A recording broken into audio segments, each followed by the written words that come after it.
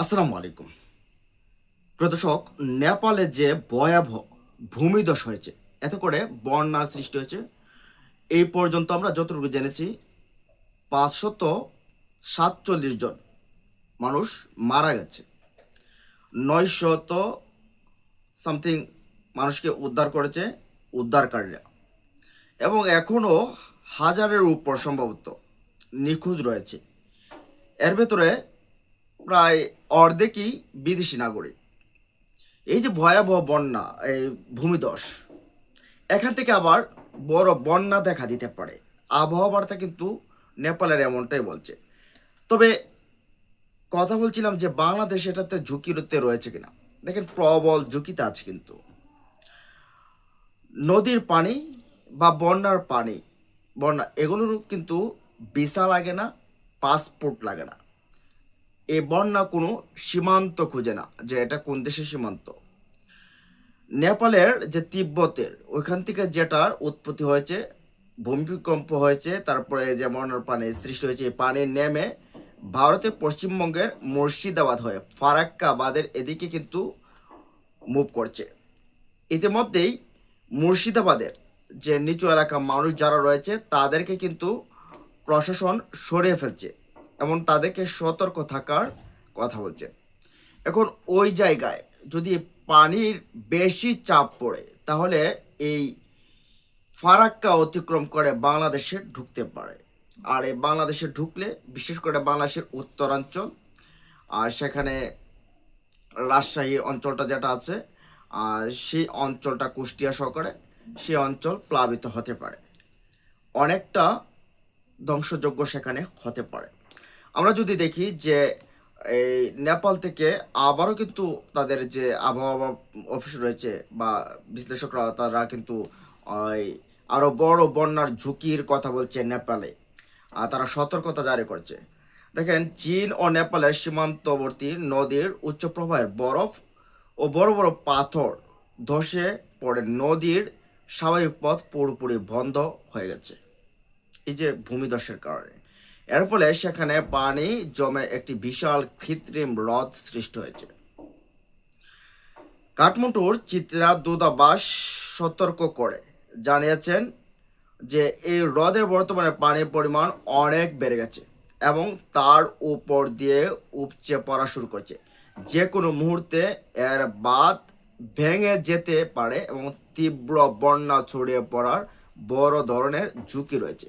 ইতিমধ্যে কিন্তু উদ্ধার কাজ চলছে, তারপরে নেপালের থেকে মানুষ প্রায় জায়গা থেকে কিন্তু সরিয়ে নিচ্ছে। তো এই যে বাংলাদেশ, এই নেপাল যদিও 1000 কিলোমিটার দূর সম্ভবত, ঘুরে ঘুরে সেই জায়গা, কিন্তু সেই জায়গা থেকে 1000 কিলোমিটার দূর থেকে বাংলাদেশকে কিন্তু চিনতে কিন্তু ভুল করবে না, কারণ বাংলাদেশের আর আপনার দুটা নদী কিন্তু নেপালের তিব্বত থেকে কিন্তু উৎপত্তি স্থল, সেখান থেকে এসেছে ভারত হয়ে। তো ভারত নেপাল যখন তিব্বতের এখানে যখন বিপুল ব্যাপক পরিমাণ বিপুল পানি হবে, ভয়াবহ বন্যা সৃষ্টি হবে, তখন ওই পানি নিচ দিকে গড়িয়ে আসবে, আর নিচ দিকে গড়িয়ে আসলে ভারত হয়ে সেটা মুর্শিদাবাদ হয়ে ফারাক্কা বাদ দিয়ে বাংলাদেশের পদ্মাতে কিন্তু নামবে। পদ্মাতে নামতে পারে এটা, তারপরে আপনার যমুনাতেও নামতে পারে। উত্তরাঞ্চল সেখানে ব্যাপক ক্ষতিগ্রস্ত হওয়ার সম্ভাবনা রয়েছে। ইতিমধ্যে কিন্তু বাংলাদেশেরও যে বিশ্লেষকরা রয়েছেন তারা কিন্তু ইতিমধ্যে এই কথাগুলো বলছেন।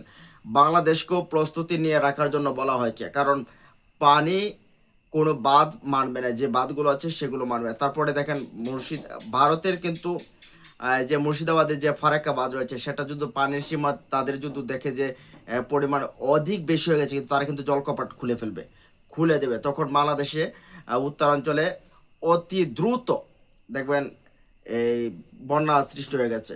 তো বাংলাদেশের সবাইকে কিন্তু এখন সতর্ক থাকা দরকার, কারণ এই যে নেপালে আরো ভয়াবহ বন্যা হতে পারে। আর আজকেও এর ভেতরে মৃদু একটা ভূমিকম্প হয়েছে। একদিকে ভূমিধস, আরেকদিকে ভূমিকম্প, আবার অন্যদিকে কিন্তু বন্যা।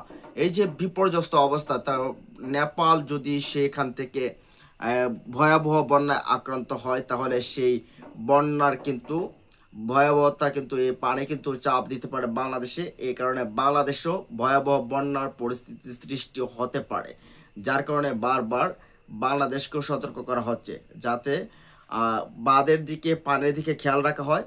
পানির দিকে খেয়াল রেখে যদি দেখা যাচ্ছে যে পানি খুব বেশি এই বিপদসীমার উপর উঠে গেছে, তাহলে সাধারণ যে নাগরিক আছে তাদেরকে নদী নালা বা বিভিন্ন সাইড থেকে কিন্তু নিম্নাঞ্চল থেকে কিন্তু সরিয়ে ফেলতে হবে, সরিয়ে তাদেরকে নিরাপদ জায়গায় নিয়ে যেতে হবে, আশ্রয় কেন্দ্রে নিয়ে যেতে হবে। নাহলে ভয়াবহ বন্যা বাংলাদেশেও হতে পারে, উত্তরাঞ্চলটা বিশেষ করে পদ্মার সেই পানি আবার যমুনাতেও প্রবাহিত হতে পারে। এতে করে বড় ধরনের বৃষ্টি, বড় ধরনের একটা ব্যাপক ক্ষয়ক্ষতি বাংলাদেশেও হতে পারে। তো এই জন্যে যেহেতু এই বিষয়টাতে মুর্শিদাবাদের যে প্রশাসন রয়েছে তারাও এই নজর রাখছে, তারা লোক সরিয়ে নিচ্ছে। আর বাংলাদেশ থেকে বলা হচ্ছে যাতে বাংলাদেশের ওই দিকে নজর রাখা হয়। গবেষকরা বলছেন, পানি উন্নয়ন বোর্ডের কর্মকর্তারা বলছেন যাতে সেদিকে নজর রাখা হয়, যাতে করে এই এই ভয়াবহ বন্যা যাতে বাংলাদেশও না দেখা দেয়। কারণ কতটা বিপর্যস্ত হয় সেটা তো আপনারা নেপালের দিকে তাকালেই বুঝতে পারেন।